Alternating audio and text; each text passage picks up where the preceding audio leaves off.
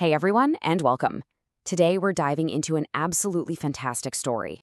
It's about a small group of ants on a huge diplomatic mission.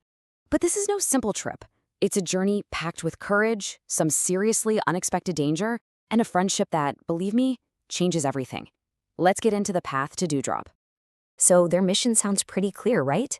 But the path to get there? Oh, it is anything but. This is a classic diplomatic quest, and you know the stakes couldn't be higher. We're talking about bringing peace to the entire ant empire. No pressure. All right, so let's start at the beginning. The diplomatic mission. This is where our heroes get their quest, but they also get some deeply conflicting advice right out of the gate. First, you gotta meet the fellowship. We've got Dexter, who's the leader, and he's on this mission for his mom, the queen. Then there's Prudence, she's the curious explorer of the group. We have Slooky, who's the smallest but just full of wonder. And for Muscle, John Henry, a mighty beetle who's their protector. I mean, come on, that is a classic adventuring party right there.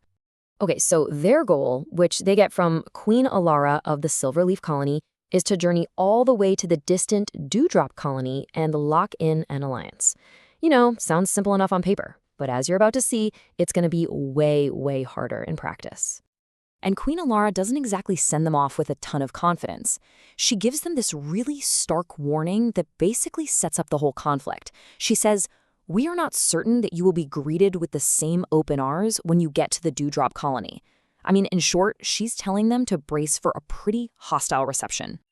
But then, right after that, they get this totally different piece of advice from the great Wizard Zerlin. He tells them, and I quote, "This is a situation where a plan isn't necessarily going to offer a lot of help. You're going to have to make a lot of decisions on the spot." So, what do you do with that? Do you go in with a rigid plan like the Queen seems to want, or do you just trust your gut like the Wizard says? That's the huge question hanging over their entire journey. So, with their mission set and that conflicting advice in their heads, the journey begins. And along the way, they are absolutely going to face warnings and tests that will reveal who they really are. And pretty early on, we see this key theme start to emerge. They do this simple, kind thing. They rescue a little wren from a falcon. And what happens? They're immediately rewarded. The grateful bird literally carries them across a wide creek in a poppy husk boat.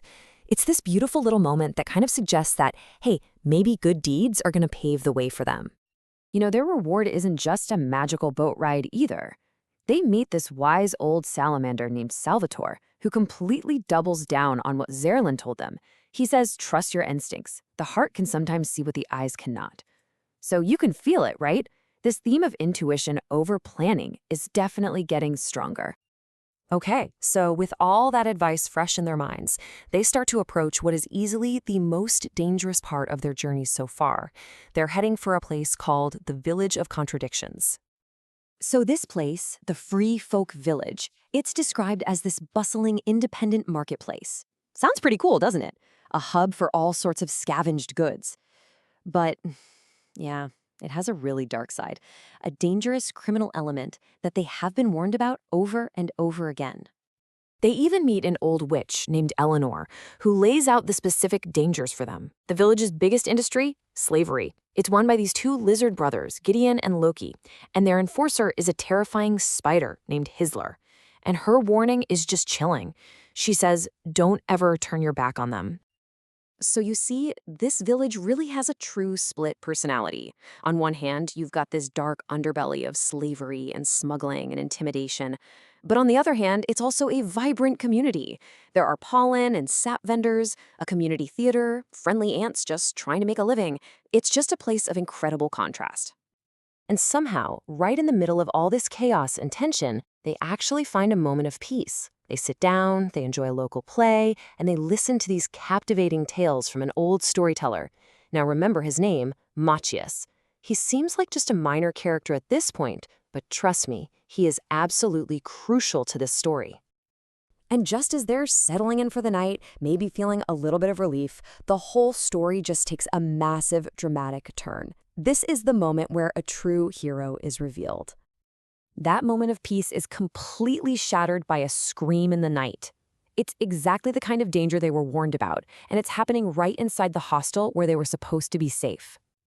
It is a full-on ambush. Hizzler the spider attacks, trapping our heroes in these sticky webs, and starts dragging Prudence away.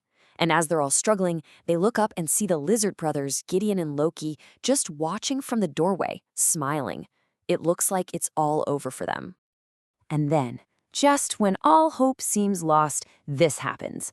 A powerful voice roars out. There's this incredible blast of energy, and the villains are sent flying. And who is the source of this power? It's Machias, the old storyteller. He looks right at Dexter and declares, "My brother Zerlin isn't the only ant wizard in the realm of Gardenia, boy. Can you believe it?" What? A reveal, right? And Machias' motivation is just so powerful. He explains he's a private ant. He just wanted a simple life, but he just could not stand by and let evil win. He didn't jump in for glory or anything like that. He did it because it was the right thing to do. He's the classic reluctant hero. So, with the Fellowship now stronger than it has ever been, they head into the final leg of their journey. And let me tell you, a very, very unexpected welcome awaits them. Now that his identity is out in the open, Machias can't exactly go back to just being a simple storyteller. So he decides to join the quest, hoping to see his brother Zerlin again. So our group of 4 is now a powerhouse group of 5. But you know, even with a powerful wizard on their side, their arrival at Dewdrop is super tense. Just like Queen Elara warned, they're not met with open arms. They're met with aggressive, suspicious guards. It really seems like their entire mission is about to hit a major brick wall. And then, just like that, the entire situation flips in an instant. The Queen's own counselor, a guy named Peter Knapp, he recognizes the storyteller. He cries out, "My dear, dear friend, Machias, I cannot believe it is you." And because of this old friendship, something they could have never, ever planned for, the group is instantly welcomed in as honored guests. Their mission is a success, and not because of some grand strategy, but because of a chance encounter and a heroic act. So all of this really leaves us with one final big question to think about.